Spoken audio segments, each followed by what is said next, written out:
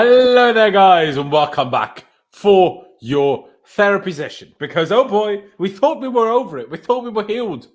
No, we never really did. But the results, they made us think, we were healed. It's like having plastic surgery and you're thinking you're actually beautiful. But turns out it doesn't work. Turns out we're actually still awful. Turns out our manager still doesn't have a clue.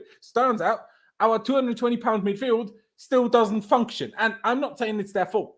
It just factually doesn't function. Whoever fault it may be, it doesn't function and it pisses me off. And we can't do anything. We cannot do anything. First time, let me bring this stat up straight away. I've just seen you tweet it, Pies. Chelsea's first loss in 25 years over a 90-minute match against the lower league opposition. Of course, we all know they're 4-2 against Brentford. I don't really know how that is in the lower league. And didn't we lose that in 90 minutes? Yeah. I think someone said it's Bradford, but I don't know. I just went off Opta Joe, but then I remembered that. So you'd think Opta Joe know what they're talking about. So maybe it's Watford. Yeah, that's why I tweeted it. But yeah. Was the Brentford game maybe a replay? And did we play the first? Did we draw first or something? No, it was the first game. 14-15. It was the first game at home. Yeah, I thought that. So I don't really know. Maybe the stat is a waffle. But regardless, we lost to a lower league opposition. You know what? And I'll say it as harshly as that sounds now. I almost feel a bit bad for Middlesbrough that there is a second leg here, because any other round, they fully deserve to go through. Now, sure, you can say if it was a one-legged affair, maybe we turn up a bit differently. But can you really be sure of that? I can't. And I'll tell you one thing. If anything, we were lucky that Borough didn't get 2, if not 3 penalties. Okay, maybe 3 is a bit of a stretch. But they could have had 2. They really could have had 2. Sure, Palmer missed about 1,700 chances, and Gallagher missed some, and whoever else missed chances as well. But missing chances happens. In reality, the referee not giving penalties, that shouldn't happen. So, if anything, we were not unlucky, but flipping lucky. And my God, that is a miserable, miserable situation to be in. You know how tough and how painful that second leg is going to be? Because these lot from Middlesbrough, they're literally going to turn up and put every single of their 11 players on the goal line. That's what they're going to do. And you know what? I'm not putting it past them of succeeding. I'm not putting it past them to succeed. Maybe we'll win 1-0 as well. And I don't know if then there's extra time or straight to pens. Don't know what happens. But my God, I've had enough. Like, I've had enough, and every few weeks, every few games, I lose my mind in a way again. But then I watch the game and I sit there, honestly, and I'm just bored. I'm just bored. I'm annoyed. I'm not even, like, this happens so often now that I can't even be bothered to, interact with my TV, as stupid as that may sound. But I'm sure most of you know what I'm trying to say when I say that. When you watch your team, you interact with the TV. I'm not even bothered. I don't care. Like, it's not like I don't care about the result, but I don't have the energy to be annoyed, but then being bad constantly. You know how you're like, go for that, play that ball, should have passed it. You go mentally at your TV. I'm past that point. Like Agent Aquis says, disconnected, but it's not disconnected with the club. It's disconnected with what's happening on the pitch. And it's depressing. It's really, really depressing. I'm not sure about you, and I'll start this off with this question to both of you. And I'll start with you, Pies. I would argue that this has been the worst performance of the season. And that in a cup semi-final. Let's pretend we still make the final. Who do we think we are that we even stand a chance in the final? If we turned up like this for a semi-final, like what do you think is going to happen against Liverpool? Like, it's a joke. It's or Fulham for that matter. We can't beat Middlesbrough. Why should we expect to beat Fulham? Oh my days! But Pies, would you go along with it being the worst performance of the season? And is it time to go? Like, because boy, it does feel like it's time to go now. Because I don't see a way out for Poch. But the problem is, I still don't see a way where it's any better with someone different that we can get right now. Bro, I honestly, I've blanked out most of our games. I don't even know what's happened this season. I can't lie. Like, I would say this was the worst performance, but there may be another one. Like, but I think it's got to be the worst performance in the sense of I was sitting there baffled. Like, this is a cup semi-final. Like, you've just had the hairdryer treatment from the manager, right? In the first half against the Preston game. You know, Levi Colwell was like, yeah, something like that in terms of like the hairdryer treatment. You know, it's been reported that Pochettino was very unhappy at the players. First half, we can't recreate that first half. Not only did we recreate that first half against another lower league side, but in a bigger game, we also recreated it in the second half. Now, these players, honestly, I sat there thinking tonight, this looks like a team that either, or maybe both, has no fucking idea what they're supposed to be doing, and 2, isn't playing for the manager. You had Disassi shooting a long shot in 53 minutes. Like, honestly, I've seen this before. Like, genuinely, I just, it's, I don't know what to say. I'm almost, shell shocked as to what to happen tonight. I could see us performing badly, but to lose 1-0 to Middlesbrough in a cup semi-final, like, I was convinced we was going to turn up tonight. Not because it's a big team, but because it's a big game. In the big game this season, we've genuinely been, okay, sometimes good. And tonight just absolutely shocked me. I'm honestly embarrassed to be a Chelsea fan.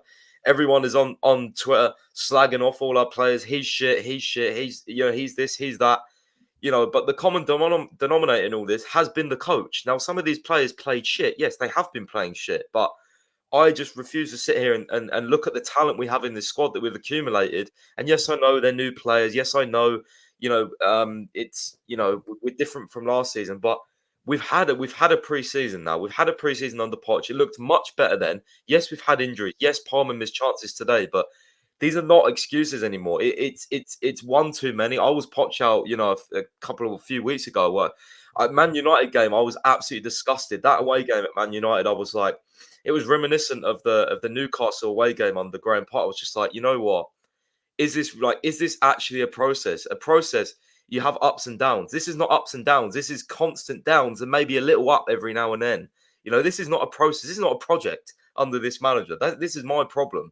Right, so even if we drew tonight, or this has been my problem when we've been winning as well. We've been winning and playing shit. It's like, I don't know, man. It's a lot to take in, and it's just embarrassing to be a Chelsea fan. And honestly, if there's no pressure on the manager after this sort of game against this sort of team, no disrespect to them in this sort of occasion, that just goes to show you a lot about the ownership, I think, and the directors, because I'm starting to think, do these guys have the best interests of Chelsea at heart? Because with managerial appointments and the way they judge these managers has been absolutely atrocious. We have to say that it's just been atrocious.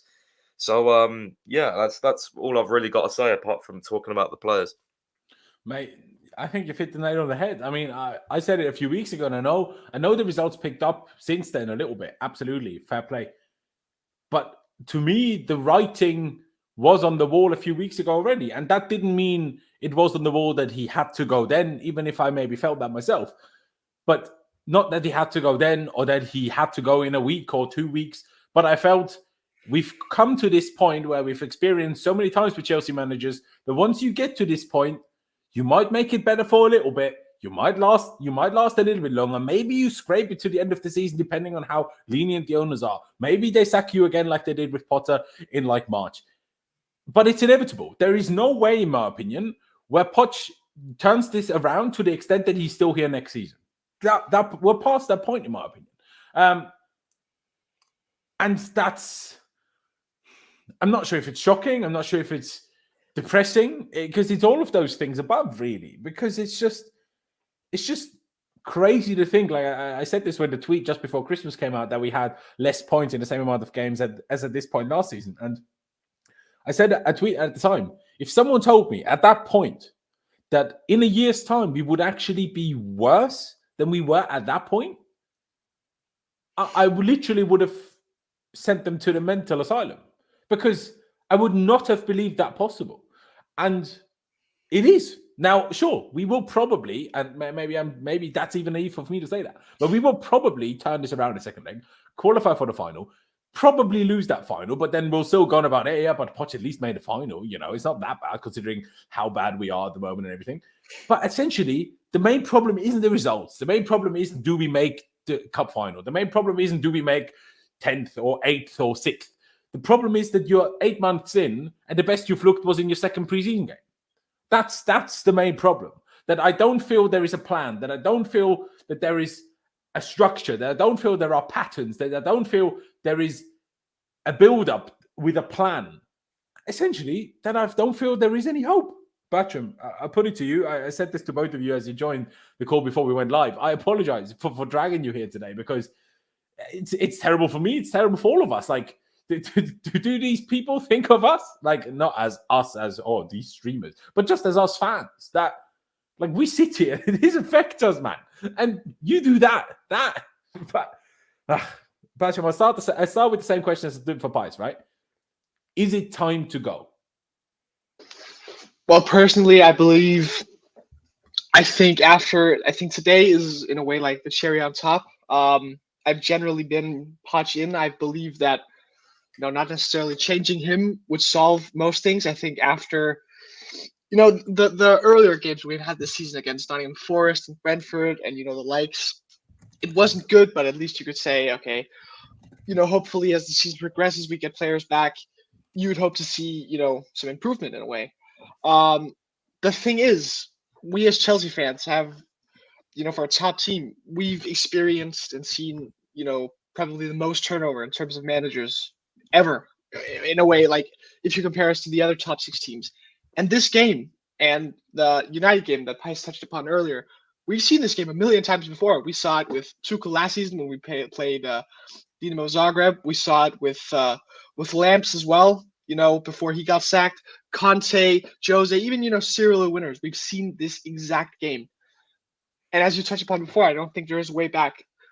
But still, while saying this, I will have to say, I do understand the fact that we should look better. We have better players. There is still, hope for optimism. You look at the technical ability of some of the team, Palmer, even though he missed a million sitters today, Augusto, even an Enzo and Caicedo, even though they played terribly today. There is cause for optimism. We have good players. We might not, play them correctly, but we still have good players.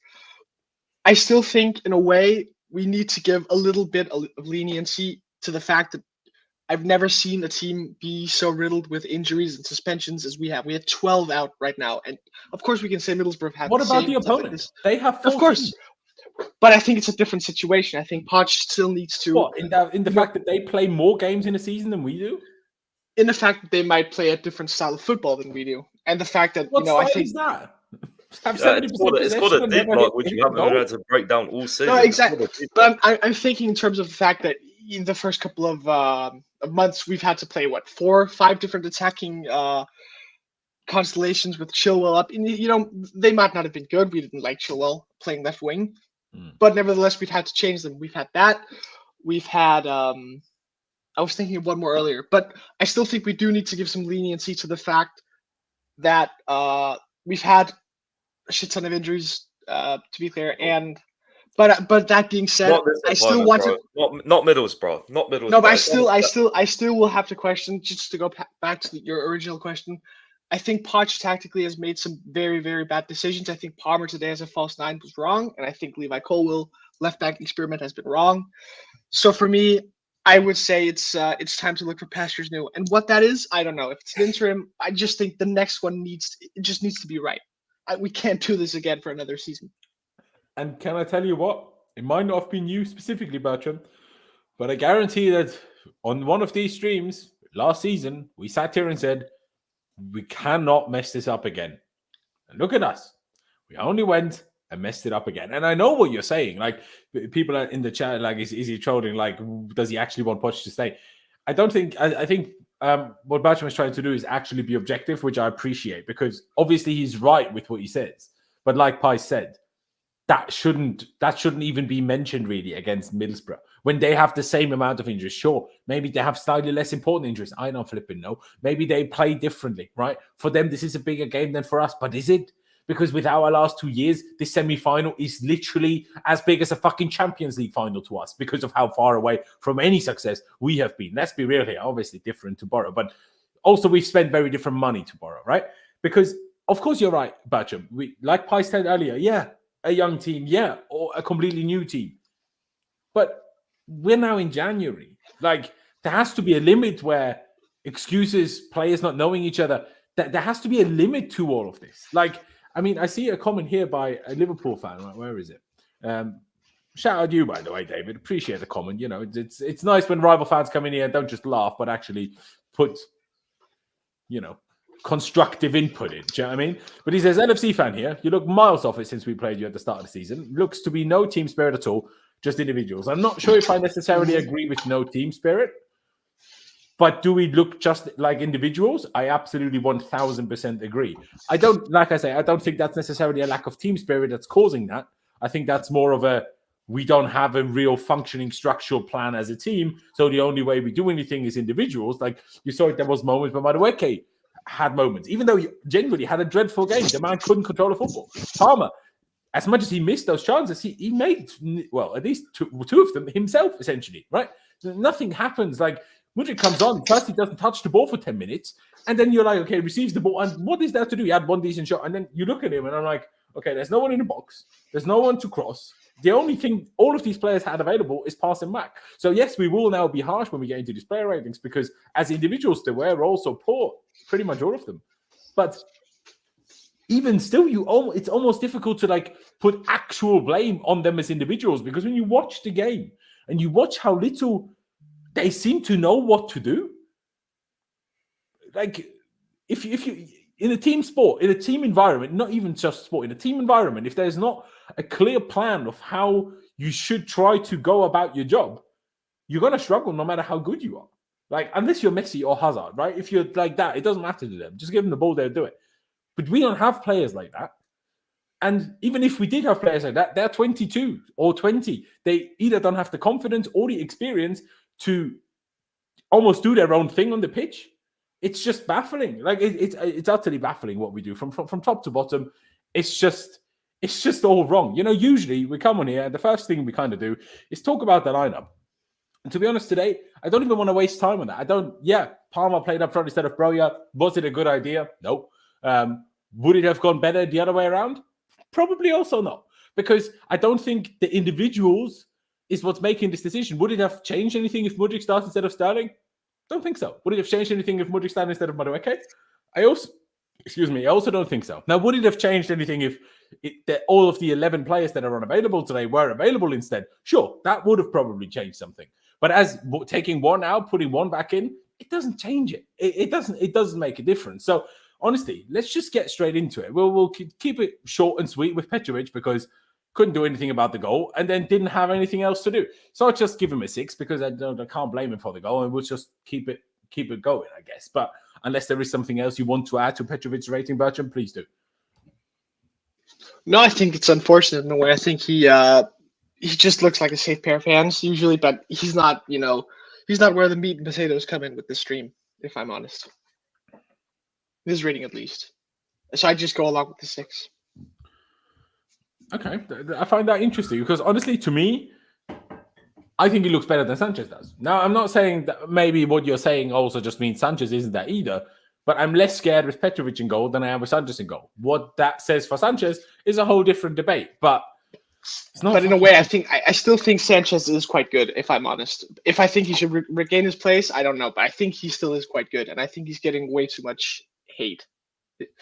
I mean, it's not even really about hate, in my opinion. Like the hate, we're way past the point of hate. It's just about I watch Sanchez play, and pretty much every time he plays, he has a bozo moment that either does or nearly does cost us a goal.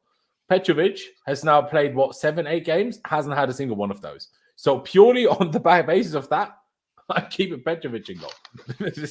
Yeah, I agree. I think he hasn't lost his place, but move on. Yeah, there you go. I mean, maybe in talent he's better, but he's also older, hasn't experienced the Premier League for years, unlike Robert Sanchez. So, give the man a bit of time. Maybe if he has as much experience in time as Sanchez did, maybe he'd look 3 times as good. Who knows? But Pice, just quickly, I know there's much to say on Petrovic. Did he do enough for a 6 today, considering he wasn't really at fault for the goal and didn't have anything else to do? Yeah, sure. I mean, I didn't really notice him that much. I didn't really think he could have saved the goal. It seemed like a decent finish. Yeah, the issue was obviously, other players that led up to that goal was bad. Exactly. See, I come to Dizazi, and honestly, other than him taking that completely pointless shot, I don't really know where I'm like, oh, Dizazi was bad today, or any of these types of things. But can I say he was good? Also, not really. It's almost a bit like that Preston game or the Luton game where I was like, well, I know we weren't really challenged other than specific moments, but it's still not really good enough for me. I mean, I'll go to the stats and see if the stats tell me anything that I didn't necessarily see myself. He was caught out. He was caught out quite a lot of times in that first half, to be fair. He was. You're not wrong. You're not wrong. I mean, he won 3 out of his 3 aerials. I mean, he's 6'4" or 6'3" and a unit. anytime he doesn't win all of his aerial duels, it's an embarrassment. Like last game, by the way. But I don't know. I'll give him like a 4 or a 5, something like that. I say 4.5 for now because I don't really know what to give him. I'm a bit more, concrete on a lot of the others. But Disasi was one of those to me. Well, he had the ball a lot. Didn't really have to defend a lot. Didn't look great a lot. But, just like everyone around him. And this is what I mean. If everyone in the team looks bad, it's difficult for each individual to look good. No matter how good you are or how not good you are. When everyone around you is bad, it's really difficult to be good yourself. It's just a simple fact. That's unfortunately a difficult part that team sport comes with. Pice, I'll let you go first. I said 4.5, but I couldn't really decide. What would you give Disasi? I don't know. I didn't think he was great tonight. Under pressure, I thought he was quite poor. I can't lie. He looked a little bit vulnerable. They just got over the top of us so many times as well. As for the penalty, I'm not sure. I mean, maybe on VAR, but he already took the shot. So, but doesn't that make it worse though? That after the guy takes the shot, he slides into his ankle, studs up. I suppose there was follow through, but at the same time, the player didn't really moan. So, like that goes to show. The player came off injured, so like he was kind of busy. Yeah, but like he didn't. What I mean is, he didn't call for like a penalty or anything. So it is true. I did find that odd as well. And it is weird. The shot was taken, but at the same time, just because the ball isn't there, you can't just slide into someone's ankle. Do you know what I mean? It would have been interesting with VAR for sure. Yeah. But I think VAR probably gives it, but like you said, I don't think it's a outrageous one where you're like unbelievable. They're always given. I agree, but I still think it's enough to call us lucky. That's all I would say. Yeah. But yeah, did you finish it off with Disasi? Sorry. I'll go over 4. Yeah, I thought Fair. he was quite poor. I can't lie. I would have, I said I would have played bad at Shield, but he was injured, right? So yeah. I mean, I would it's so annoying. Like I'm still not. Gilchrist was the only defender we had on the bench, I think, or the only senior. Well, Gilchrist isn't even senior, so we had no senior defenders on the bench. Yeah, literally. It's just shocking. It's utterly shocking. Bertram, I'll come to you. A 4.5 and a 4 for Disasi so far. What would you give him? What do you think about JP's comment? Was he lucky to not give away a penalty that early on there? I think VAR probably would have given it. So yeah, I don't think it should have been a pen, but VAR would have given it. So it doesn't really matter what I think. The thing is with Disasi is, I thought he got cut out a couple of times for the first 20-30 minutes. After that, I thought he was okay, but then again, they didn't really attack us. They had their goal. The thing about Disasi is when I watch him, I don't feel safe, and he doesn't really look like he knows what he's doing. Mm-hmm. And I don't think there's a single person who can, confidently convince me that he is better, not just a little better, just better in general than Trevor Chalobah. So I fully agree. So I really think this sign doesn't make sense. But that being said, I still kind of like the guy. I think he looks like he cares. He seems like a leader. He seems to genuinely care. And that doesn't take away from the fact that I think he shouldn't be in our defense. Realistically, once we get a left back, I'd want to see Thiago Silva and Colwell, even Thiago Silva and Badiashile instead. But I think for today, I would probably give him, I think a 4.5 is fair, to be honest. There you go. So that's probably what I'll give him. Fair dues. We'll leave it at a 4.5. Then we move over to his partner in defense, Thiago Silva, who I love him, right? I mean, I posted a couple of days ago after that the goal, obviously against Preston, and I posted it when that picture went the rounds. His leap is just unbelievable, and I still absolutely stand by the fact that, albeit his age, being 39, turning 40 this year in September, but still this year, I think we should keep him purely because of who everybody else is. The fact that the 39-year-old is one of our most fittest and available players in the whole team shows enough of where our problems lie. But I thought, again, he was poor today. I say again, I thought he was poor today. There was a lot of moments where he just messed up. He had that slip that he made up for himself, to be fair. Okay, it happens that you slip, but it shouldn't happen. There was another moment where he tried to press up, just got spun, they ran around him. And now, again, he sprints back and tries to make up for it. There was also, I haven't seen it back clearly yet. And I felt more, obviously, Colwell at left back and then Caicedo not following the runner for their goal. But there was also a lot of people that I saw saying Thiago Silva didn't run back as hard as he should have done. All the videos that I saw posted about it were geo-blocked for me, so I couldn't watch them back to focus on Thiago himself. But I didn't think he was good, and I'm going to give him a 3 today. He also has more of the responsibility in build-up. He had 137 passes. Now, he completed 96% of them, 132. And he attempted, a couple of long balls as well. 3 of them, completed 1 of them. But sorry, you're Thiago Silva. You're one of the greatest centre-backs of all time. You're Brazilian. You shouldn't take this long to pass every time. You should, and I just don't understand. He's such, I also watched the Netflix documentary, the whole captain's thing about the World Cup. I haven't finished it yet, but I watched about Thiago Silva, and you see him there, and you're like, you literally personify captain. But then he's on the pitch, and I'm just like, how can Thiago Silva not give us stability? I don't get that. I don't get how it's possible. Obviously, it's not just his fault, but. Yeah, I didn't think it was great. There was one moment where he tried to stick his head in somewhere, got the ball, headed it straight into the path of a Borough player, and they nearly scored from it.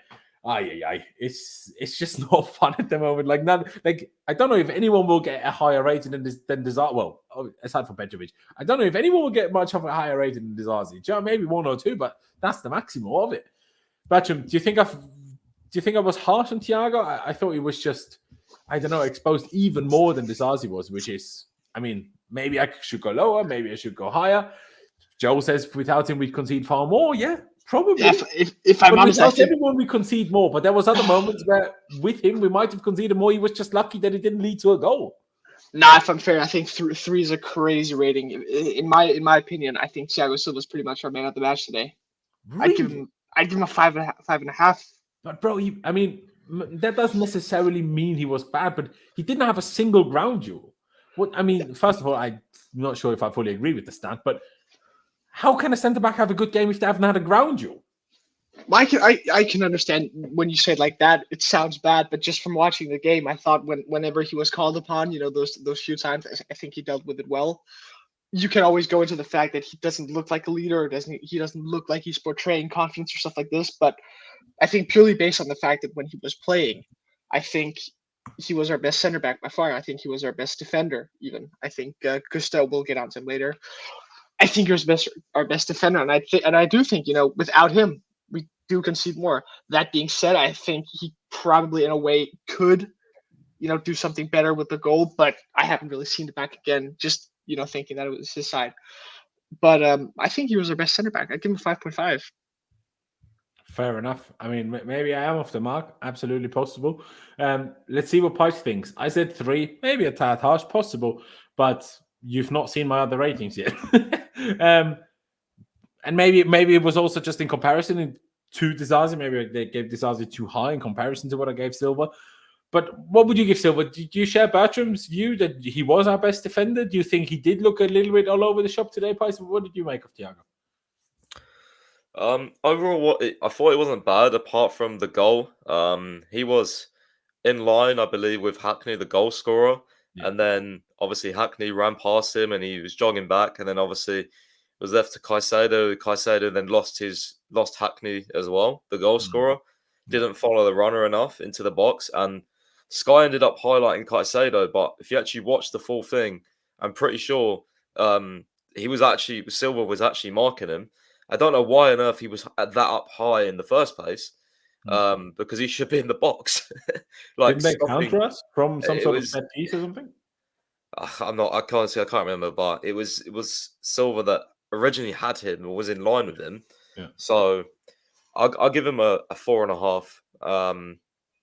I think I do agree with you with the build-up, but again, I know you were saying this as well about Caicedo, but I just look at the team and I don't see anything coached in the build-up. I've said this. That's true. It's true. But literally, that's why I think I'm more harsh on this topic in particular. On Thiago, because he is 39. I'm like, even if the manager isn't capable of coaching a capable structure into you, you're 39. You've played in the best teams in the world. You've played under the best managers in the world.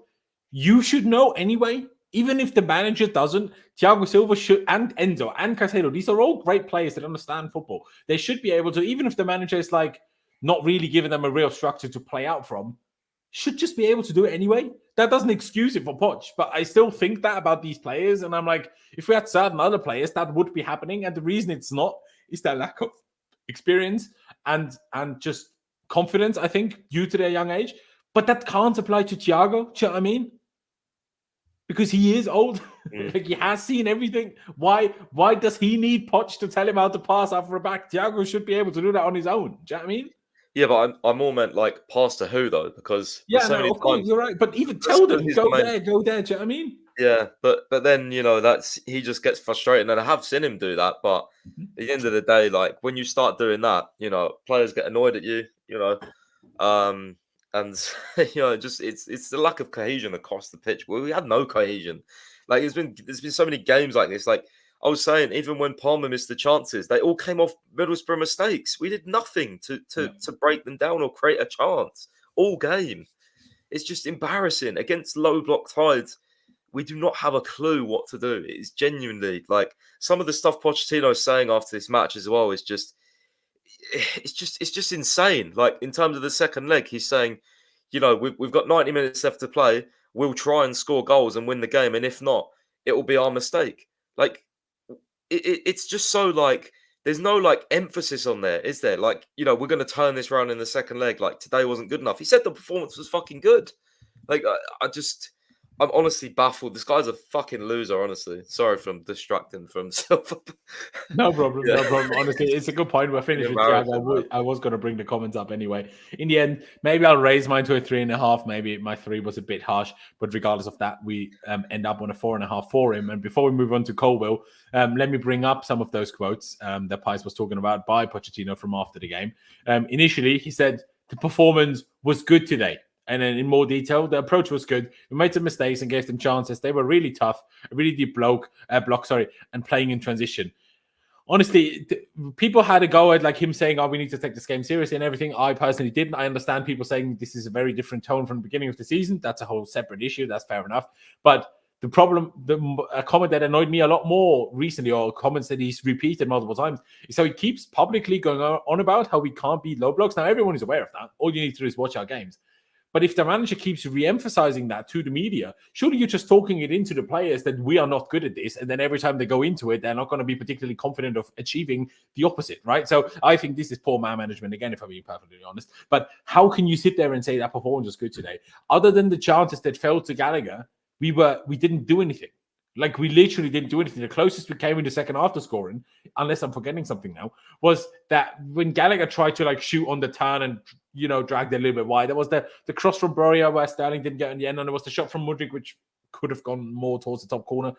But otherwise, there was nothing. Like, we go into a second half, and like in the last game, it was already really bad against Preston in the first half. At least he managed to get a tune out of them second half. But this is what I meant after that game. Were we really that good? Or did only that Borja, that individual goal, which was a great cross and then a great header, did that give us momentum? Because that's what I think would happen. I don't think Poch did anything miraculous to make us so much better in the second half, because the beginning of the second half against Preston was also awful until we scored. And today the goal just never came. And that's why we never started to turn any momentum in our favor. It's diabolical. And when I see him say the approach was good, the performance was good. I mean, Pies, you touched on it already now, but a second ago, but I'll bring you back on it before I ask Bertram on this. But like, I understand psychologically, right before the game, or at halftime, he was probably angry at them. Today again, he was angry at them against Preston. It was before the game saying like, you can't like mess this up or whatever. You have to take this seriously. If goes in on them again, I've said this before, if the manager goes in on players too many times, it loses its effect and they don't care anymore now. Pies made the point at the beginning of the stream. Maybe they don't care about him anymore anyway, which is valid. But the problem is you can't always go in on them, but you can't always be too. So I understand where he's even coming from, why he's maybe saying like that, because he needs to pick them up before the second game. But sometimes I feel like I saw a quote from Ange Postecoglou the other day, or a quick clip of him I saw on TikTok. And he was asked about press conferences. And he said, I don't talk to the media. I kind of ignore the question, just say what I want. And essentially, I don't talk to the press. I talk to the fans in my press conferences. And I'm like, this is something that Poch should understand. Graham Potter as well, by the way, because he answers questions rather than understanding what message that portrays to the players and the fans. I'm not sure if he doesn't understand this or if he purposely does it for a stupid reason, but that's what it feels like to me. Like, you need to understand who actually reads and cares about these quotes. It's not the journalists; they just get a few clicks out of them. But who reads this and loses their mind is the fans. And how can you sit there and say it was a good performance when you lose to a championship team and I want to say barely any chances? Obviously, we had chances, but not chances that we did well to create. Chances that kind of just fell to us, with maybe one or two exceptions. It's baffling. I mean, Pies, what else can you even say on it? It just boggles your mind why your manager would speak like that. Yeah, I mean, you know what the thing is with Pochettino as well is I've noticed so much contradiction in what he says. Like, Yeah. not even the preseason to now stuff. Like in this very same press conference, like he's saying the performance was good, and but in the same time, like he's blaming injuries and stuff like that. Like on my latest one, like which makes no sense. Like I just don't understand. Like the other week, he was talking about like we need. What was the game? There was a game after, and he was like banging on about we need to do something in the transfer market. And then, like, literally just After we lost yesterday, on Christmas Day, wasn't it? yeah, Or like I think Christmas Eve, so. sorry. And then, like, just like the other day, he's like, or yesterday, or the day before, or something. He's like, oh, no, like, we'll sit down and but we don't want to rush and this sort of thing. Like, so what the fuck do you want? Like, you know what I mean? Like, do we need to go in the market? Do we not need to go in the market? Like, what? It's just. And who are you going to get from the market? Some other 19-year-old? Do you know what I mean? Some other 19-year-old that's going to be injured permanently? He constantly contradicts himself in every press conference, You're and right. that's why, You're actually right. above all, I can't take him seriously because I just can't. What, like, you're literally flip flopping in a press conference, like. Yeah. You're right. You know what I mean? Like, what am I supposed to take out of this? I can't take any solid points apart from you're literally just blaming everything apart from yourself. It's never today wasn't good enough. Like, what does it mean the approach was good? The approach to this game wasn't one of the worst things I've ever seen. That start was disgusting, and the whole game was disgusting. But the only honestly, thing I will say is the players ran around a bit more than they did maybe in the first half against Preston. Problem is that Preston at home at the Bridge is a bit different to a cup semi-final away at Middlesbrough. Their biggest game since 2000. What was it when they won it with Southgate? 2002, 2004, whatever it was. Decades ago. This is their biggest game since then. And you think it's going to be the same as against Preston? But I mean, someone said it in the chat as well. You play Palmer as false nine, which I like. Would I understand or not? Maybe, bro, you can't be overplayed because, again, he had an ACL injury and this would be the first time he's played multiple times in a row. But they play with a back five and then we play a false nine. But the only thing we do is cross after cross after cross anyway. If you then play a false nine, you can't cross. It's like with Havertz all over again. Now, Havertz was at least tall and there was something there that maybe he could hit the ball. Or even if I go back to like before that, like when we had, I don't know, who did we have up front for a while where we kept not crossing it? Maybe when we had Timo up front every now and again, right? At the beginning of Tuchel and Lampard times. And then you bring Giroud off the bench and then we crossed the whole time beforehand and then you bring Giroud and then you stop crossing. This is what it feels like at the moment. It just feels like a repeat of then. The problem is back then we were 3rd, 4th, 5th. Now we're 10th. Losing the championship teams. It's unbelievable. Bertram, what are your thoughts when you read comments like this? Because do you see it like me where you're like, don't talk to the press. Don't talk inadvertently to your players. If you want to say something to your players, say it to their face.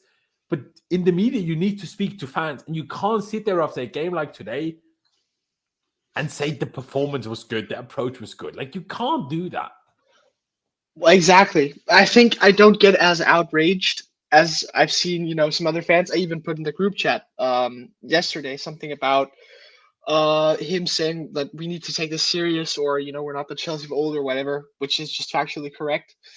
That being said, the primary way that I judge a manager of Chelsea is how they play, how they manage the team. And if he was winning games, this, it wouldn't bother me less. The fact of the matter is we're not. And, I can't help. I'm, British geography. Middlesbrough is what, 11 hours away on a train or something? Well, at least if you go there and back, but yeah. Exactly. Okay, at least very far away. What, 5-6 hours? So you've gone up there nearly at Newcastle. I learned Yeah. yesterday from Charlie, by the way. I didn't know that beforehand either. That what? Yeah. But you've gone up there for what, 6 hours or something? then you've seen us put in the worst shift of the season. You go home and then you read these comments as a fan. It must be a real kick in the teeth. And we're sitting here at European time around almost 12. And again, I think these comments they don't really help, because I think it is a very good point, which what you touched upon earlier. But the fact that he's speaking to us as fans and saying this was a good performance, it put me straight back to last season with Graham Potter, who doesn't seem media trained, who kept saying the boys give everything, even though that was the last thing us fans wanted to hear. So I think the primary way he should be judged is through winning games, but that looks absolutely clueless. So I think on the basis of these quotes as well. Here now, right? I'm not sure if you've read it already as you were talking about it, but he literally said, "What can I tell the fans? It's a circumstance. I cannot change the reality. With all of the squad fit, we can compete. We don't have all of the squad available. What can we do?" For me, nothing to say. Again, if we played Man City today, fair play. But you played Middlesbrough, who had the same amount of injuries going into the game and then picked up 2 extra injuries within the first half. And then you sit here and say after the game that if we had the squad fit, we could compete with Middlesbrough, who have a smaller squad than we do, with the same amount, and then during the game, more injuries than we do. Like, I think Pochettino must live in a house that doesn't have mirrors, because I've never seen someone with so much lack of self-awareness, lack of self-reflection. It's this thinks of, I can't even compare it to anything, because at least Potter, when things were going bad, at least he was at the press conference and saying, like, I know why people think I'm the problem. At least he understood that. Poch sits there and says, not my problem, not my fault. We have injuries, can't do anything. What do you expect from me? Fucking Middlesbrough. Like, surely this is the cherry on top of the cake. No, He's like, how can he say this? Mate, don't. I've heard too much bullshit from managers in the last couple of years. Like,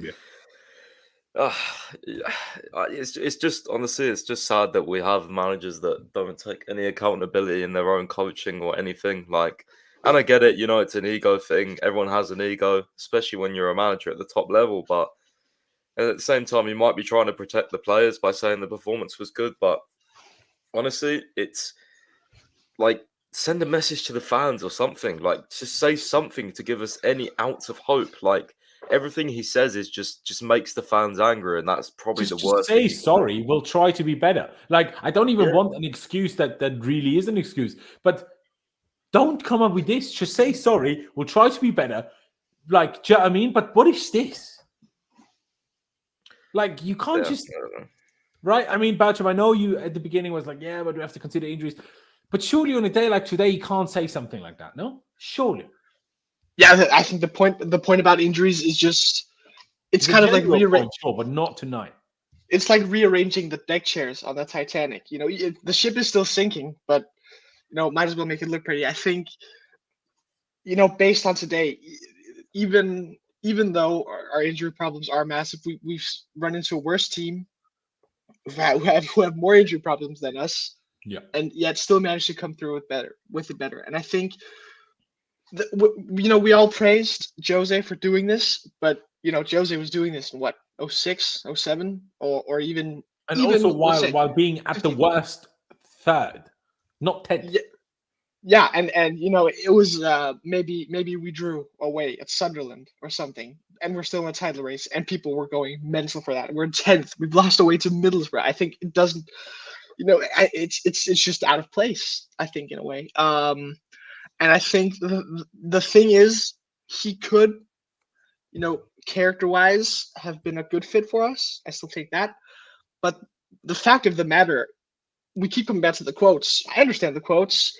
I think if we were winning, they'd be different, of course. Yeah. I just, if I want him gone, and I think I do, if I want him gone, it's because I'm looking at the games tonight, and you touched upon it earlier as well about not being invested. It's the same passing from side to side. It's windscreen wiper football.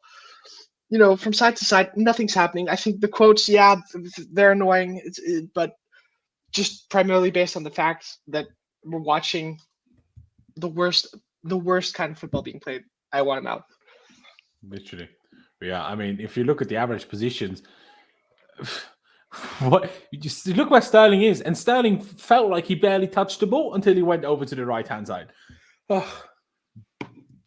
The Enzo there is miles deeper than Caicedo, but then you have in build up, Caicedo stands literally in front of the two centre backs and just waits for the ball, doesn't move. In other moments, Enzo does the same thing and equally doesn't move. And then I watched Jorginho for Arsenal the other day, and Jorginho has all sorts of problems, weak, slow, all sorts of problems. But he does the simple thing, like just move around, create a passing option, tell someone where to pass, man.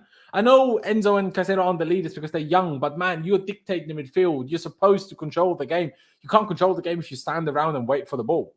You need to get the ball. You need to dominate. You need to grab it by the scruff of the neck. And the manager ain't doing it, and the players ain't doing it. And this is where we are. But anyways, let's move on with these player ratings. Let's get to Levi Colwill. I'll say this again, and people will say, oh, you just love Levi. These types of goals, when the cross goes so past the left back the way it does, it looks really bad. And obviously, he should do better.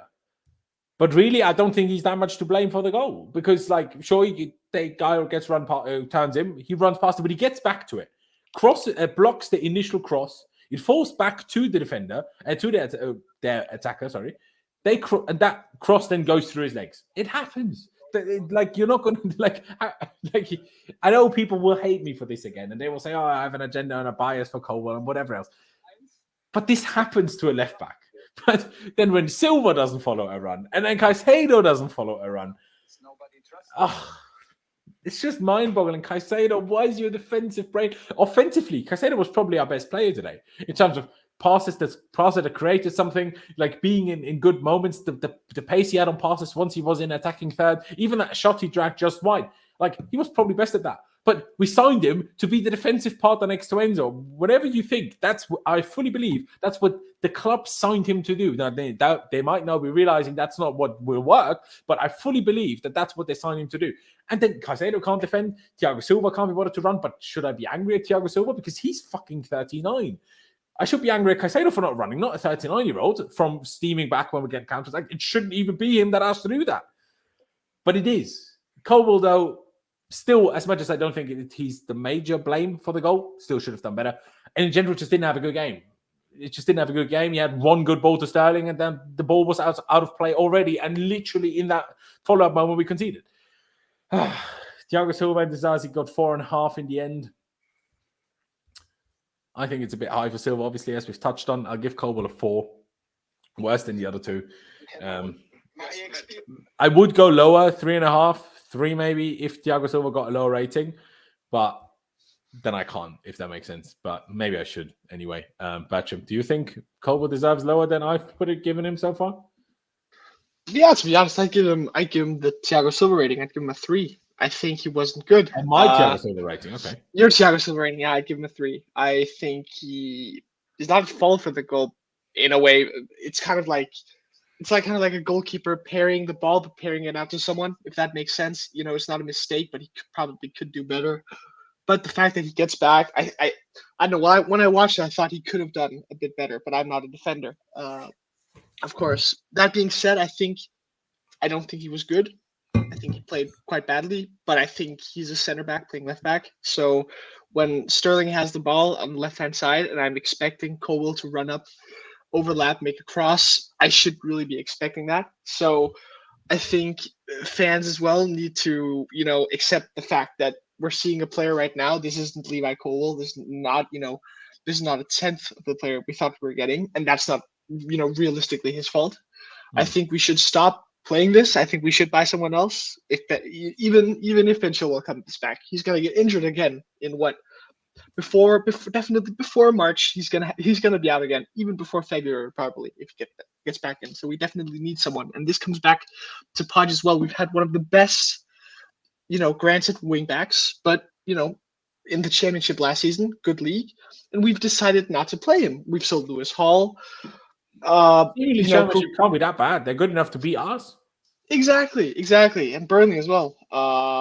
Yeah. So it questions him again, but I think he was poor. His performance was poor, but I can't, keep seeing this Colwill slander because I know he's going to be great. It's going to be great for the next, 7 years or whatever we've signed him before when we get to play him consistently as a center back. But today, he was poor. I'd give him a 3.5 or 3. Sorry. Fair dues. Price. How low would you go for Colwell? Maybe I've gone too high. Maybe I'll adapt mine still. But what would you give Colwell? And how would you like kind of share up the blame for the goal? How much blame do you think Colwell has to take on that? It's a tough one because like I like to defend players that I actually think are staples or at least should be very regular players in our starting 11 Yeah. after Yeah. Pochettino leaves. And especially because he's playing left back, but it seemed like anyway he got dribbled past or burnt quite a few times, caught out of position, balls over the top.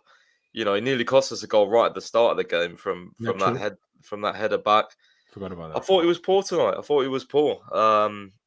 Didn't really try to get Mudryk involved in the game at all either. I mean, that was only the last 20, but yeah. Yeah, but still, like the one Not thing I was even hoping for, the one thing I was hoping for with Colwell at left back is obviously to try and find those passes to Mudryk.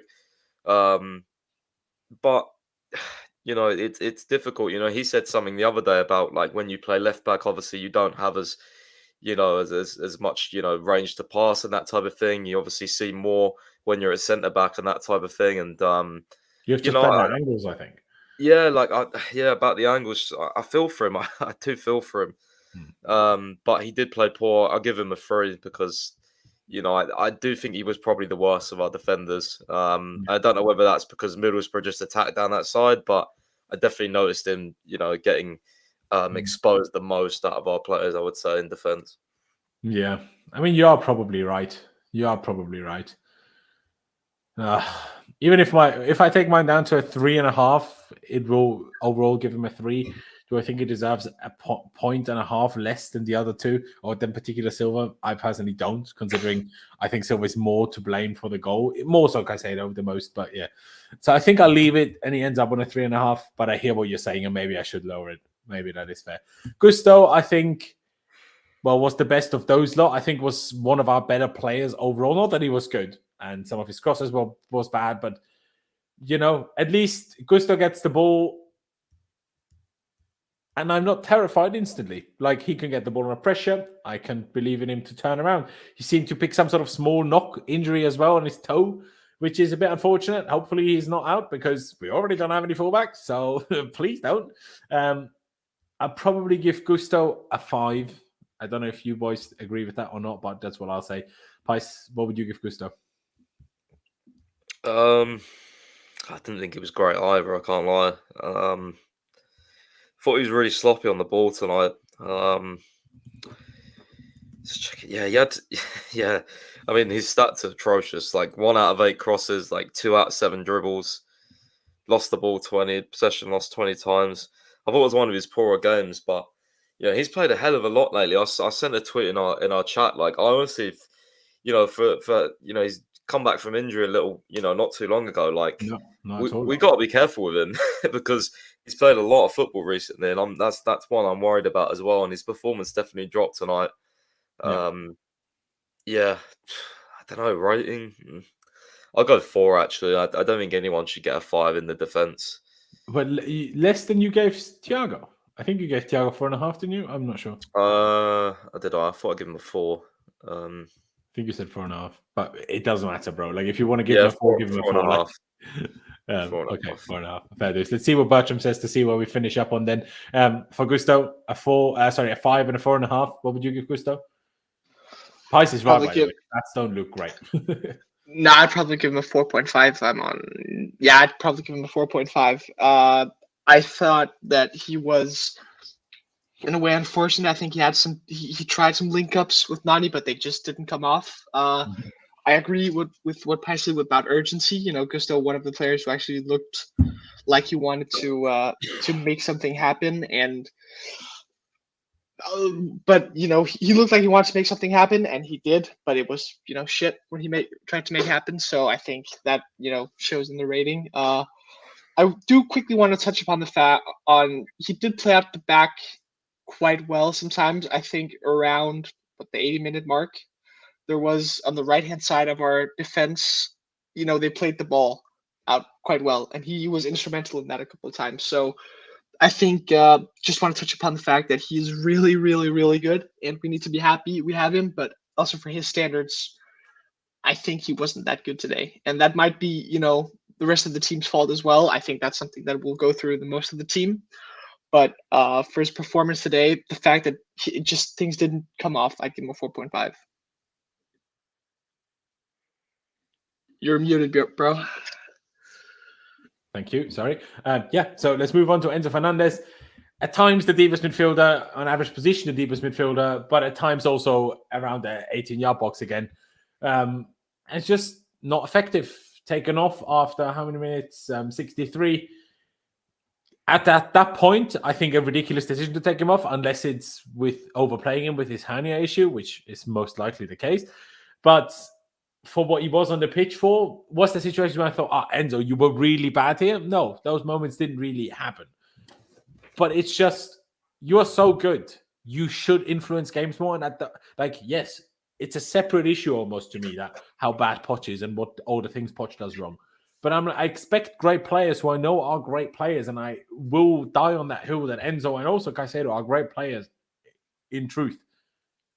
You should be able to adapt to the situation better, even if the manager doesn't give you anything good. You should do better. And they aren't, and he isn't. I'm going to be quite harsh because I think most of our games die in midfield. They die in midfield. Like, we usually get beat through transition. How often does our midfield stop transitions? To be fair, Caicedo second half today did actually stop quite a lot, and there was a point where it felt like Caicedo was playing on his own, and there was nobody else on the pitch anymore. But the midfield, we don't control games well enough in the sense of that we sustain pressure. Like, yeah, we have possession. We pass it around the back all the time. Amazing. But we are incapable of sustaining pressure. And the players that are most responsible for your team creating and sustaining pressure is the two main midfielders. And that's Enzo and Caicedo, and it's not working. So I'm going to say 3, even though there wasn't this standout moment where I thought he was bad. Maybe I should say 4. Maybe I should give them all a 0. I'll say 3. I'll see what the boys are going to say, but that's what I think. That's what I think I'm going to go. Oh, we lost Bertram, seemingly. So Bertram has maintenance work going on, apparently after midnight now, and now he doesn't have electricity anymore, so now no internet. So, guys, it's just going to be you and me to finish this off. I guess it means we're going to be done quicker, which is good. So on Enzo, I said 3. What would you give him? I don't know. Like, he was really ineffective. Like, to be honest with you, I hardly noticed him on the pitch. That's really bad. Like, honestly, like, I think I saw something at halftime. Like, someone tweeted, like, Chelsea's most creative player and Enzo had the 5th most touches or something. Like, that's really bad. And 50 touches. Only 44 attempted passes compared to Thiago Silva's 137. Bro, like, how does that even happen when... I know he played bad, but to take him off as well when...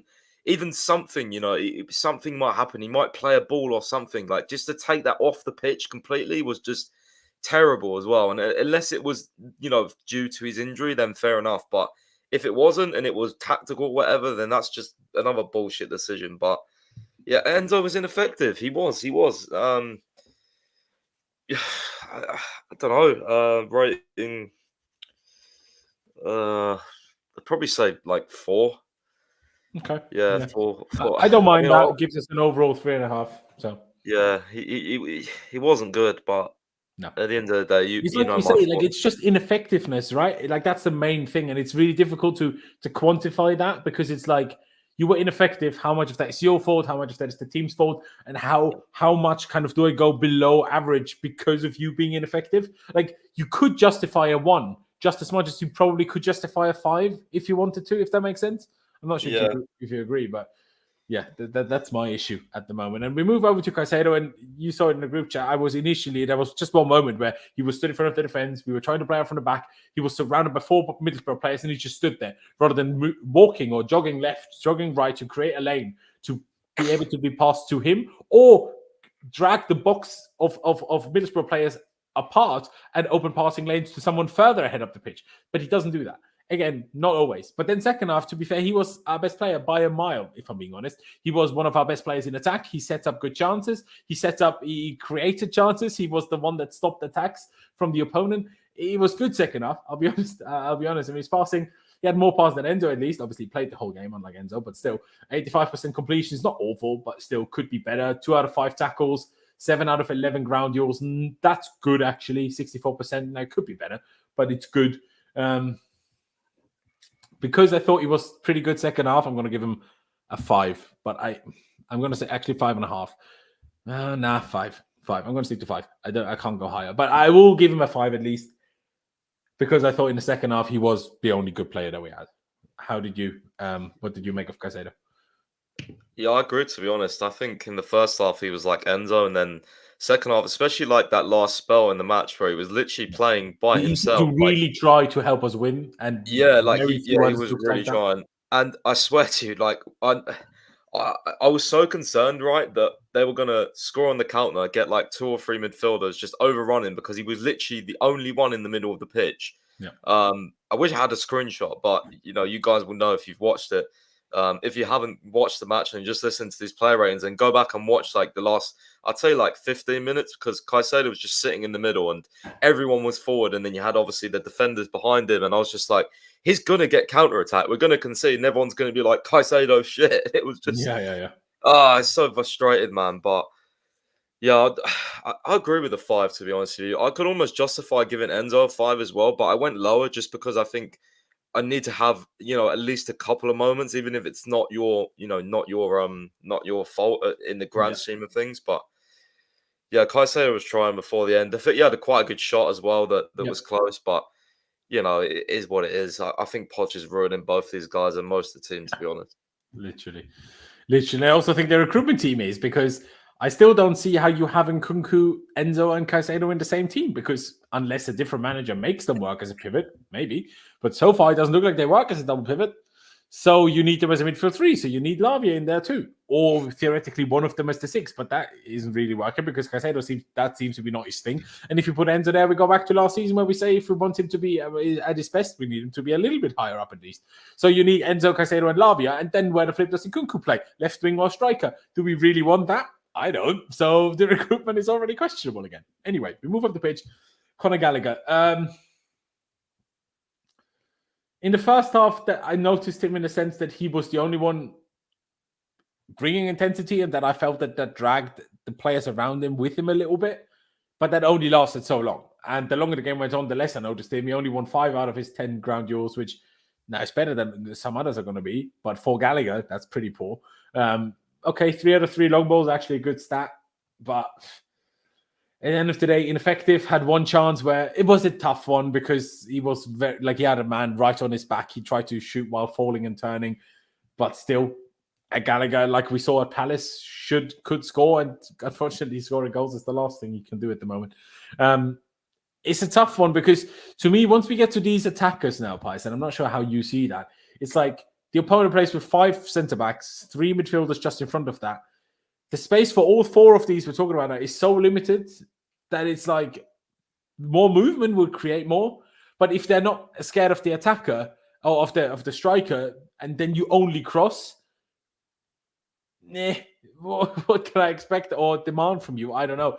Again, I feel Gallagher is a bit like Enzo, where I can justify 1 and I can justify a 5. Okay, maybe a 5 not, but anywhere between that. I gave Caicedo a 5, Enzo a 3. Oh no, what did I give Enzo? A 3, yeah, and you said 4, and then we end up at 3.5.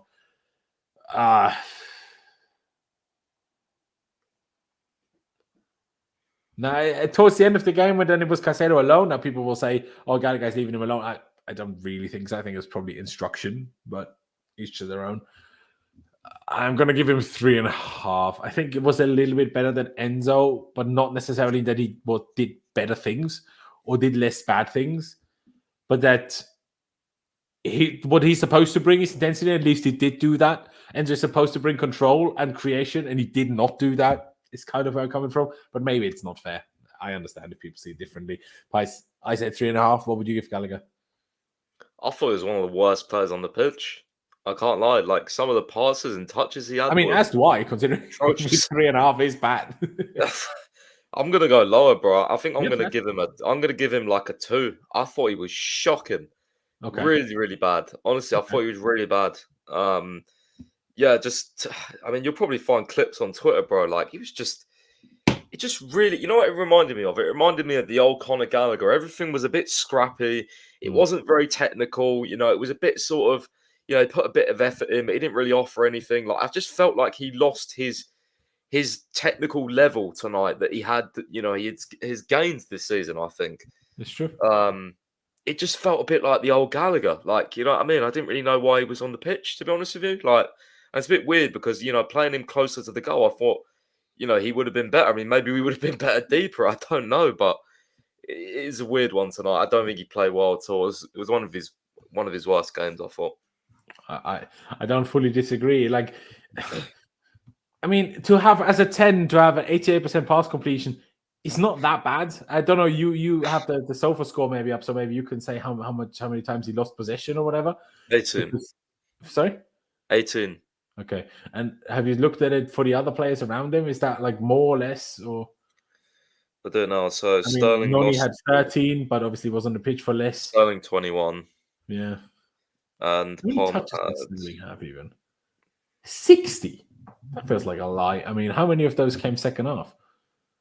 But anyway, there you go. Ladies and gentlemen, I've given you a poll because with 3.5 and a 2, we're kind of in between a 2.5 and a 3. So please place your votes and choose between those two, and that's what we will give him. And we move on, and let's do Madueke first. Unfortunately, a bit of a down on his recent spike of form, I would say. I'm not sure if you agree, Pice, but obviously he had still moments, and he was more dangerous than pretty much any other player aside from Palmer. I agree with that.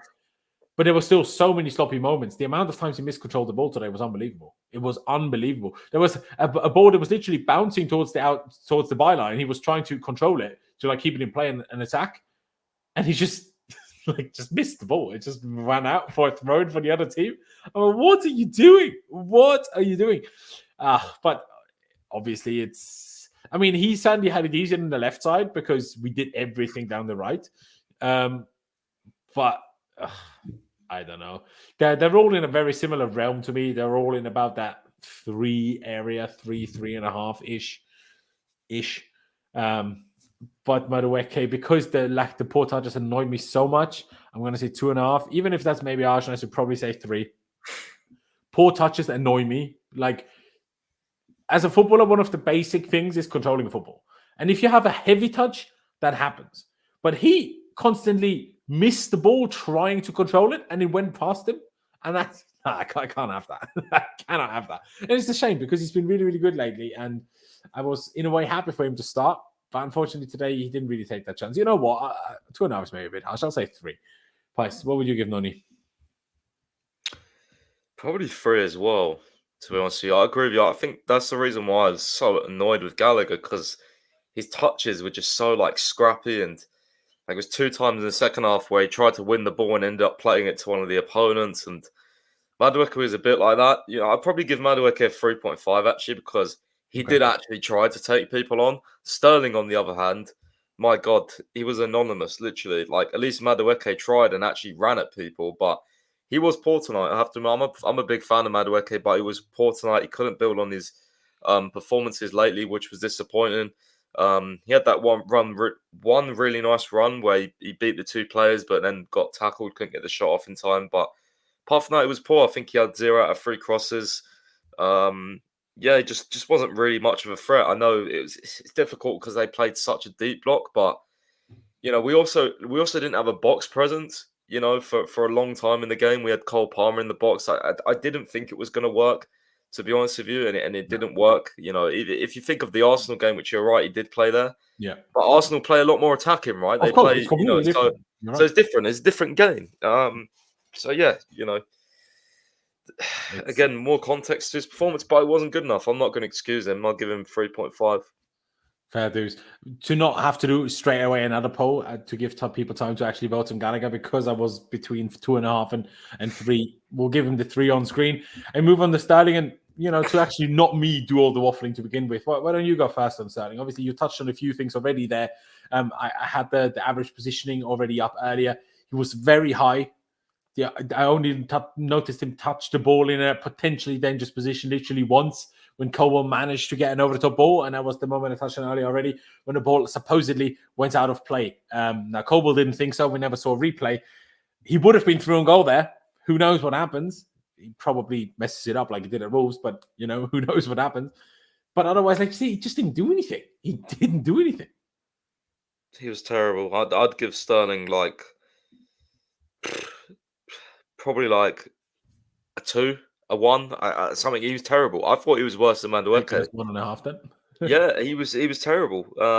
I've seen he had 0 out of 6 crosses, which is double the amount of crosses that Madueke attempted, but obviously got 0. So, it was just terrible. Like, it's like when I was watching today, the game, usually I would say, okay, you know me, Pies. We've just done the streams many times. I often say, yeah, but the not complete a cross doesn't necessarily mean it was a bad cross. But today, that is a different story. Not only does it mean it was most likely a bad cross, but most importantly, it means the player is an idiot because the only players in the box was Palmer, and he's not going to score a header, is he?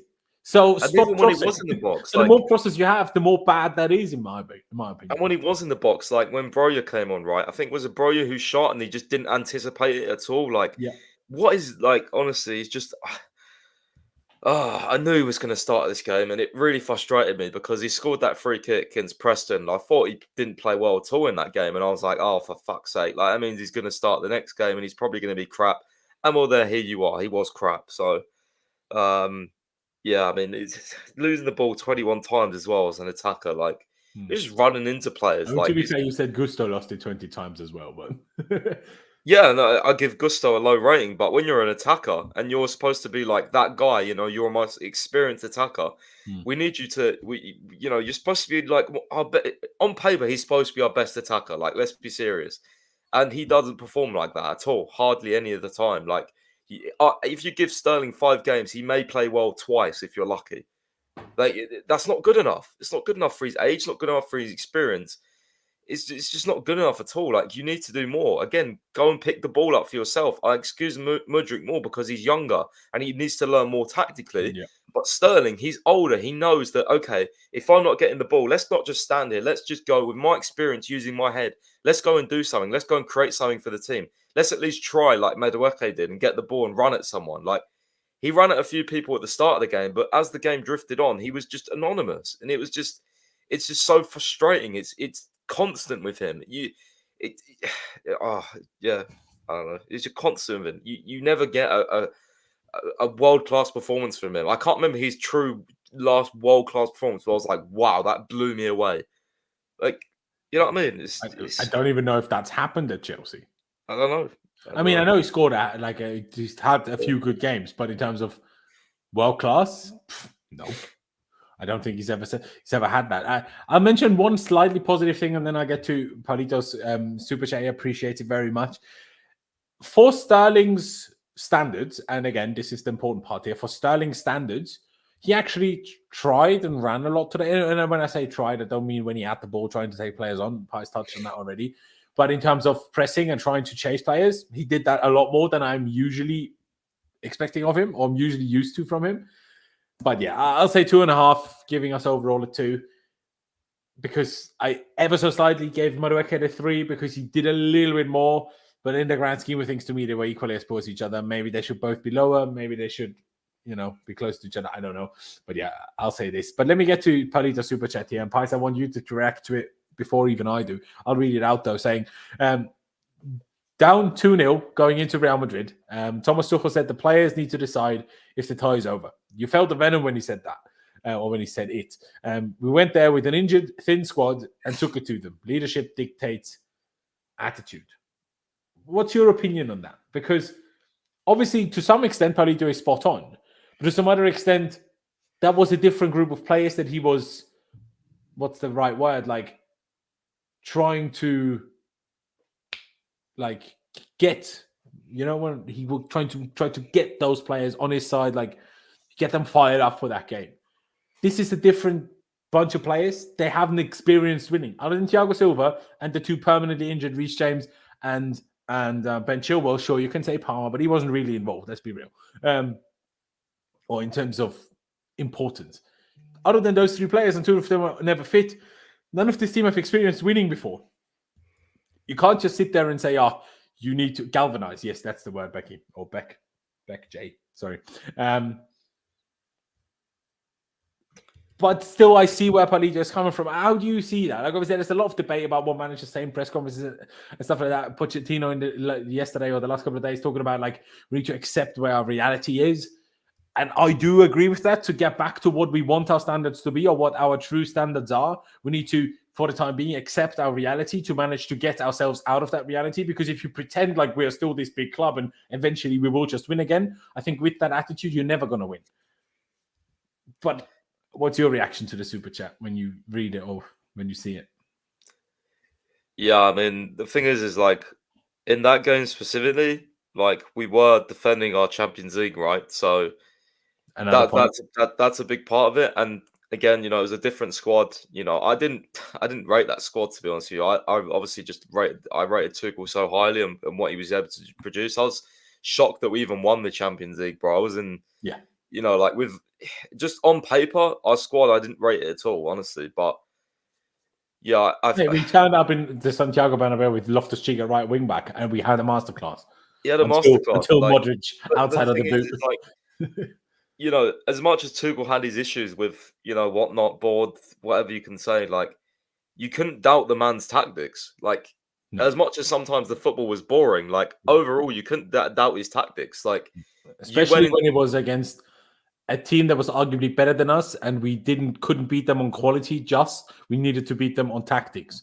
Yeah, on those games, Tuchel was. I mean, to be fair, if we today, even with the same 11, played Real Madrid instead of Middlesbrough, I'm sure we play a lot better. I'm not saying the result is better, but 100%. We would play better, regardless of who the manager is, regardless of whatever else. But still, yeah, 100%. Because like even when you think back, like the likes of Rudiger, right? I remember the whole fan base hated Rudiger for ages, right? Everyone wanted him sold, and then Tuchel came in, and all of a sudden, because Lambs was against him, and obviously fans backed Lambs. Yeah, but I'm just talking about in terms of the mentality. Like, not even obviously his ability went up, and he showed a lot better, but the mentality from him changed, and there was just back then the mentality was just different. Like, let's be honest, like it just was. Right. It was backs against the wall. Like, but I think it's also different because we still won games, right? Like. We never win now. Well, what even if you had Rudiger here, right? His determination, his aggression, his standards, his attitude. If you lose as often as we do, I think even someone like Rudiger would eventually that aggression, that intensity, that trying to fire others up would eventually get lost, fizzle out. Because I'm not saying Disasi is remotely like Rudiger, but Disasi is a vocal guy shouting around, being up for it when we score, being angry when we concede.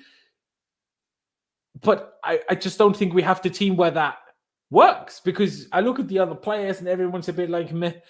Too many players are half-assed, too many players are. I don't know, man. 100%. No, you're right. 100%. It is too much like that, unfortunately. Yeah.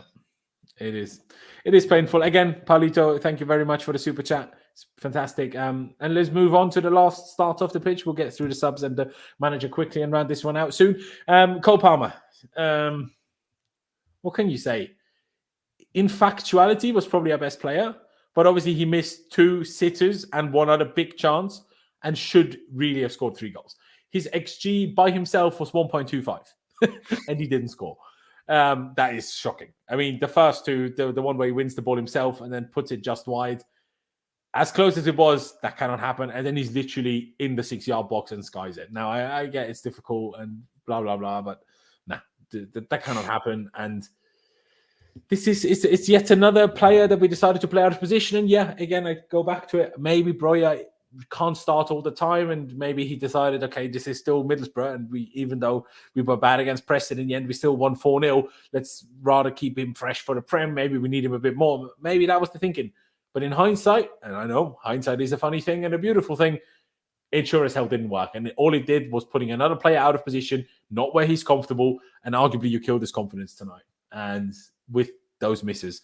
And essentially, it's all Astrid Wett's fault, really, because he already missed the sitter last game already. So, brilliant. But yeah, I'm not going to be harsh on Cole Palmer because, I mean, he's been, along with Gallagher, our best player this season, and in terms of Gallagher, right, with goals and assists and everything else.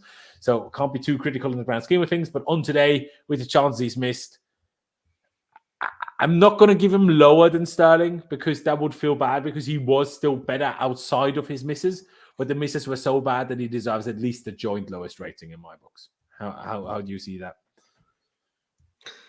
I can't lie. I think I have to give him the worst just because he missed those chances. Yeah. The first one, he's got to score that. Like, I love Palmer, I really do. But today, if you're just looking at the chances, and trust me, I hate nothing more than, well, if we scored the chances and you don't, blah blah blah. Like, I hate that, honestly, because for me, I judge the game on an overall picture. Yeah, obviously chances, you score them, wins games. Scores that, we may win and we may get away with a crappy performance, but still the chances have to be judged down as worse. The worst rating, I think. So I have to go over 1 for Palmer. It was not his Fair day. enough. No, that's fair enough as well. Give him a 1.5 overall. Then to go back to the poll for Conor Gallagher, it's currently 75% towards 2.5 and 25% towards 3. So the 2.5 it shall be. Who were the subs today? Let me quickly get those down. We didn't make that many because our bench was embarrassingly weak. We made 3 subs, 2 in the 63rd minute, with Enzo being replaced by Broja. Obviously, then Palmer playing as the 10 and Gallagher dropping deeper, and Madueke being replaced by Mykhailo Mudryk. And then at the very, very end, Alfie Gilchrist came on for Malagusto. And to be honest, Gilchrist came close to scoring in pretty much every other play on the pitch. So that shows you enough. I'm not going to get too hung up on Mudryk and Broja. If there is anything you want to say about them, please do. Yeah, I kept saying this many, many times. I don't think Mudryk is a bench player. I know it worked against Newcastle in their last cup round. I'm aware, but I still think Mudryk is the type of player that needs to start to be good. That is his own issue, and he should work on that. Fair enough.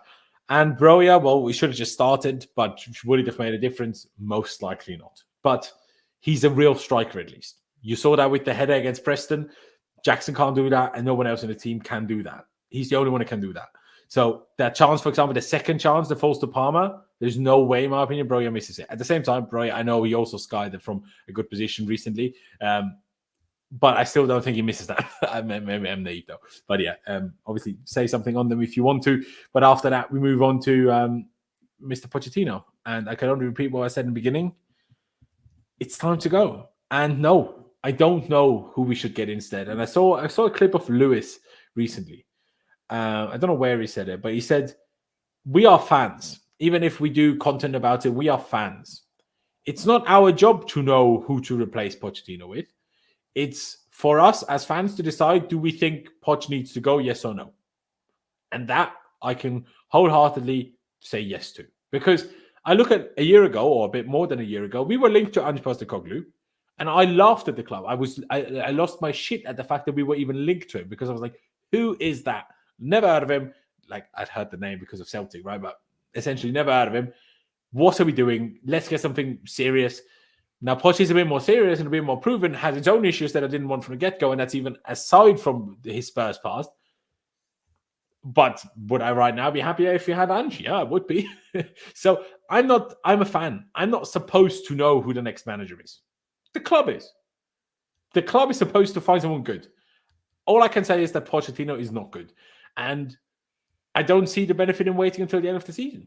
I don't. And we're almost back to a situation where we were last season, where when we sacked Potter, I was against an interim, because I thought whoever the new manager is, already let him have the end of the season to be better prepared for the start of the season, for the start of pre-season.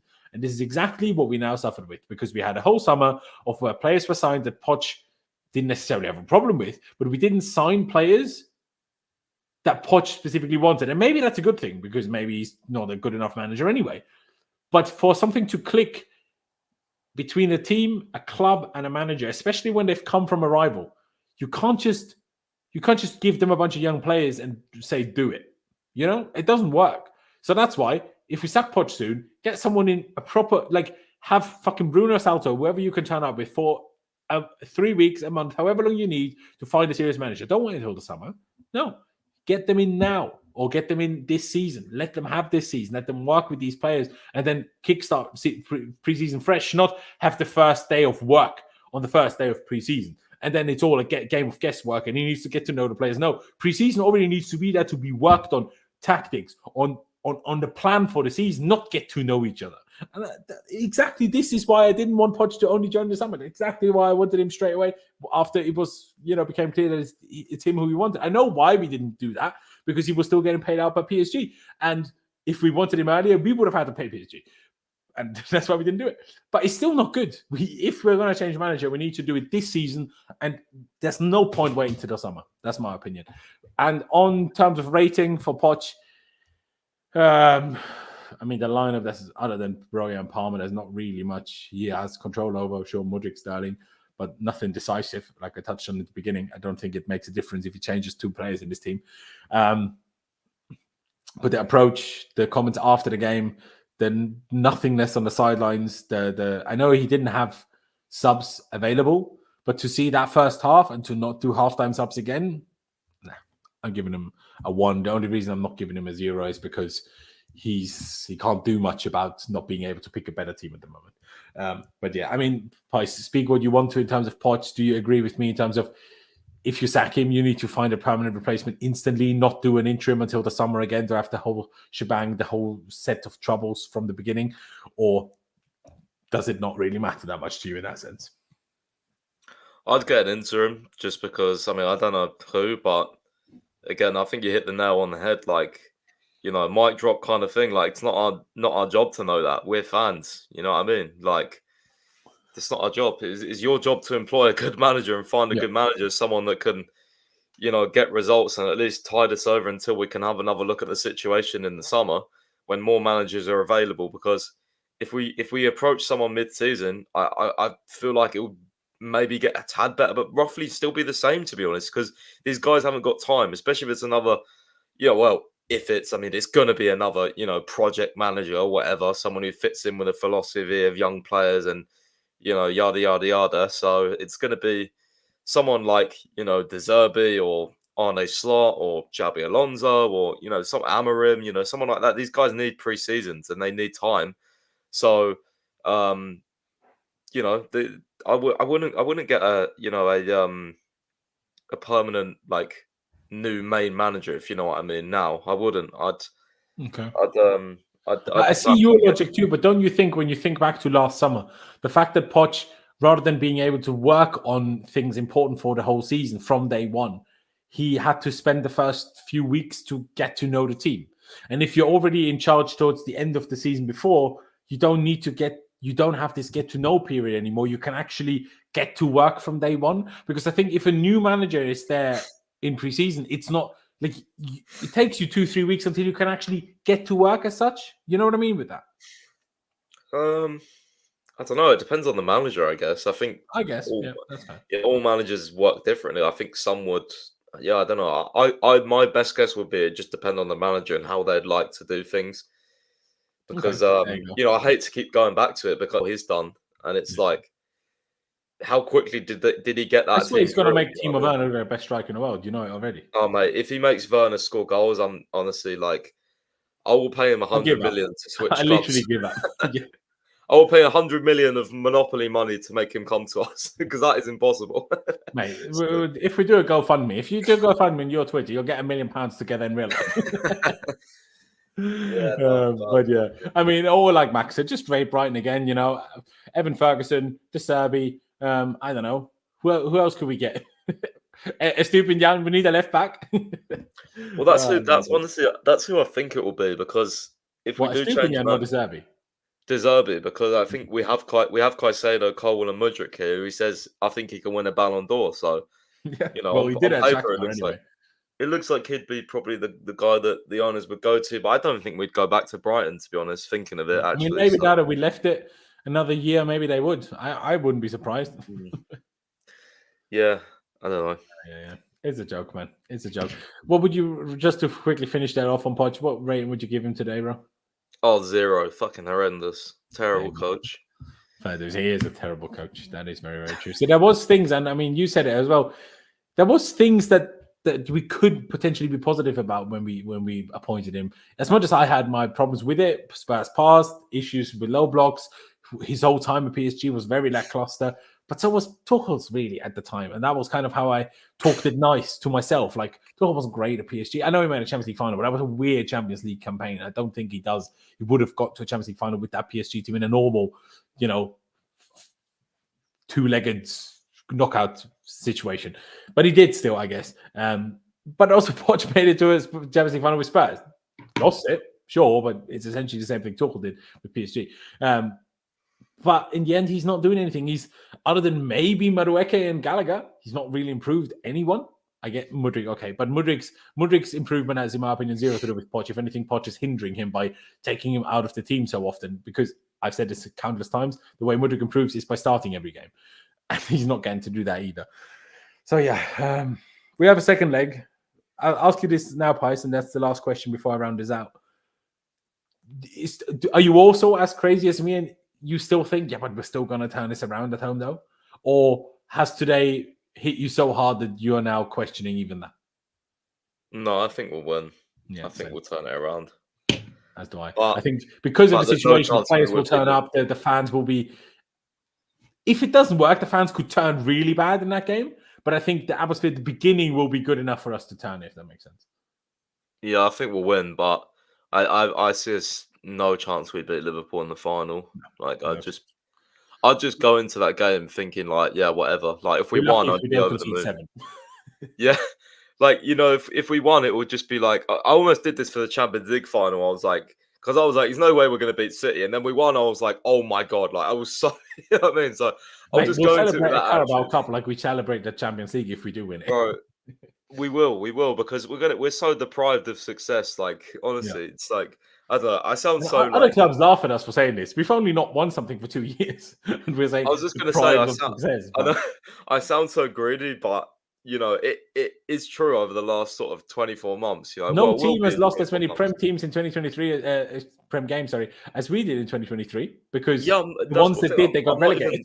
That's the thing. I'm not even talking about trophies. I'm just talking about the actual feeling of winning. Just winning a big game. It's like, it don't come around often nowadays. So if we beat Liverpool in the final, great. But I mean, it's going to be a hell of a task trying to break them down at Stamford Bridge because, they could get a corner goal, they could get a counter-attack goal, and then we could actually be stuffed. So it's not out of the realms of possibility we get knocked out, but yeah, I just don't see us losing. I think we'll probably win like 2 or 3-0 probably at home, to be honest with you. I hope you're right. I hope you're right. I'm not quite as confident in it. I wouldn't be surprised if we win 1-0 and then like I say, I don't know if it's then extra time or straight to pens or what happens. But I think that's what will happen. But who knows? It's a long time away still, 2 weeks. Some games to play in between now and then. Some time off as well in between now and then. Maybe some players will return. Maybe Cuckoo will be back, and then Poch has no excuses again. But yeah, I'll say what I said in November or December. I think Poch will last until February, March, and then he will eventually get sacked, just like Potter did last season. And that's how it will be. Regardless of what happens between now and then, that's how it will go. But yeah, ladies and gentlemen, I think it's about time we wrap this one up. Thank you very, very much for everybody that has tuned in. Shout out Paulito for the big super chat earlier as well. If you're still here, if you're not, maybe you'll see this later. So thank you very much. Please do check out Pice's website, londonsfirst.com, as well as his Twitter, CFC Pice. Of course, I said it multiple times. If you're here, chances are you know who Pice is and you follow him already. But if there is, on the off chance that you don't, please do follow him. Follow me on Twitter as well while you're over there. That would be fantastic. And of course, subscribe to this channel if you haven't already. Hit that like button anyway out. It really helps me spread these streams out to more people, and I massively appreciate it. But yeah, ladies and gentlemen, thank you guys for watching. Up to Chelsea for a billionth time this season. Upwards and onwards, and we'll see you next time.